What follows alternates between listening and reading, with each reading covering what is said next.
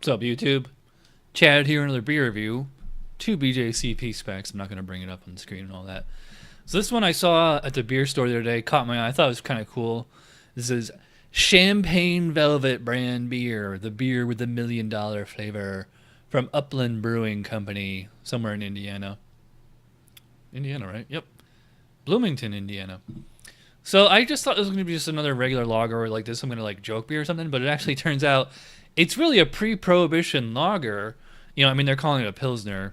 But it essentially is, meets the guidelines for pre-prohibition lager, although their website said it's made with Pilsner malt, and the specs for pre-prohibition said usually 6-row is the base malt.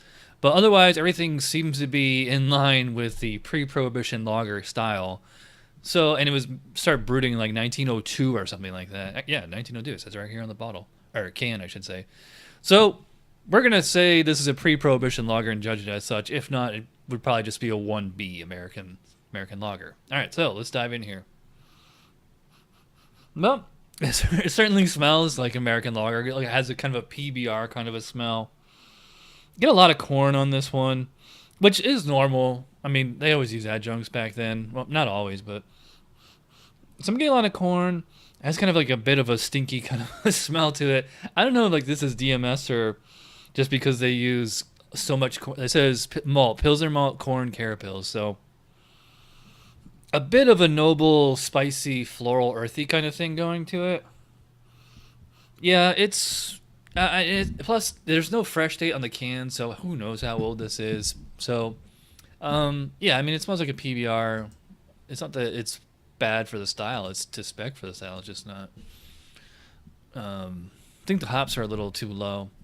Even if it was an American lager, well, actually, if it was an American lager, it'd be on point. But I'm gonna go kind of split the difference here. I'm gonna go 9 out of 12 on aroma. That might be a little high. Appearance. This might look a little cloudy on camera, but it's like a banana skin yellow. Where's my card? It's probably about a 1 or a 2. Yeah, 1 or 2 SRM. Could just be chill haze. We'll see if it clears as it warms. Did have a nice big foamy frothy head on there, and the specs say that's what it should be. Medium. Whoops, that's mouthfeel. Yellow, deep gold color, substantial, long-lasting white head, bright clarity. Yeah, so it's not super clear, but I don't know. Looks pretty good to me. I'm gonna go the full 3 out of 3 on appearance. If we had to bump it down to a 2, I wouldn't have a problem with that. All right, so let's see what's going on with the flavor. Cheers. Now I couldn't smell the hops, but I can definitely taste them, and there is a classic kind of German Czech, continental hop kind of flavor here. So like a little bit of that noble hop, slightly spicy, almost like a rye kind of a flavor. But not like super, all up in your face like the way like a real German Pilsner would be.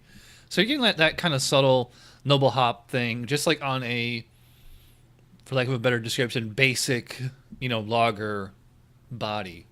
And it does smell, it smelled really, really corny. It doesn't taste quite as corny as it smelled. And that's not meant to be a joke.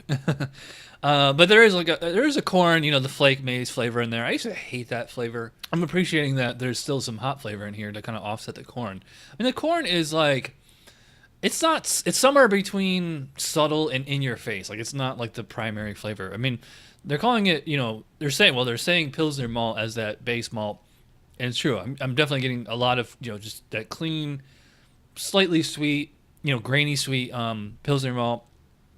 And the corn as kind of a background note, along with those German hops. It's like very, very faint. Just kind of like, you might not even know it's there. You get like a tiny little bit of like a lemony flavor to it that could be from the cluster hops. But I mean, I wouldn't go as far as to say it's like there's a citrusy beer per se. Just this kind of like background note of lemon. But otherwise, it's mostly like Pilsner malt, corn, noble hops. Clean fermentation, well attenuated. I would not call it a sweet beer.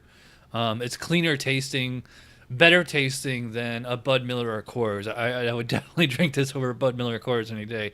Although, if you don't like that corn adjunct kind of flavor, you might not like this beer. I don't know if you could really call this a craft beer since it's the recipe is literally from 1902 before they could even conceive of what craft beer was. So just looking over the specs for the pre-prohibition lager, it seems to fit all up with them, and it says it's not a fault to have a prominent corny taste. So mostly I'm going by hedonistic here. So yeah, I mean I like it, and like I said, I would definitely drink this over a BMC. It's not amazing, and I like to see like what it tastes like when it's super fresh, but I'm gonna be pretty generous on this one. I'm gonna say I can kind of go 16 or 17. I'll say 17. Mouthfeel. I put about a medium light body. It's not super crisp like an adjunct lager, like most are. Certainly instead of being straight high carbonation, I'd probably put this moderately high. So it's like medium light body, moderately high carbonation. It's very, very smooth. It's actually a little refreshing while it's in the mouth. Finishes quite clean, just like a little bit of like a starch corn kind of an aftertaste. It doesn't and actually a little bit of like the hop bitterness too. But it's easy drinking beer, refreshing beer. Oh, they don't say on the can, but I looked on their website. It's 5% ABV, so nice 16-ounce pint can. Really hits the spot. You might even call it like this would be a good Sunday afternoon football drinking beer. I'll go pretty high, 4 out of 5. Overall impression, that's about it.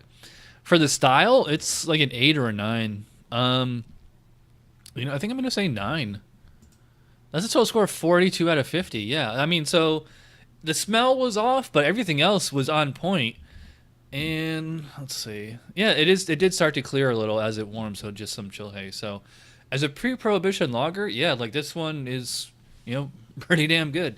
All right, so there you go. 42 out of 50 for Champagne Velvet, the beer with the $1 million flavor from Upland Brewing Company. All right, so we only have, I forget how many left, 15 or something. If you got any requests, want to trade, want to donate, Skype review, let me know. And I will see you guys in a few days. Thanks. Bye.